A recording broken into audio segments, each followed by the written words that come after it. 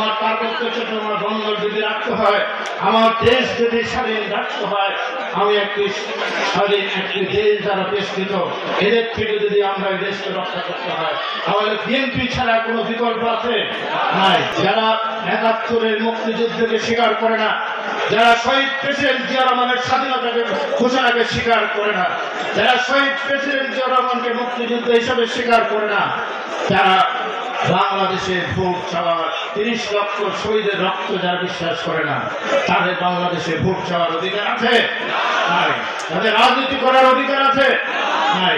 অতএব হিসাব নিকাশ করে আমাদেরকে আগামী দিনে রাজনীতি করতে হবে। আমাদের অনেক শত্রু, আমাদের অনেক ভূ রাজনীতির কারণে বাংলাদেশ আজকে সারা পৃথিবীর চক্ষু এইখানে ঈগল পাখির চোখ এখন এখানে।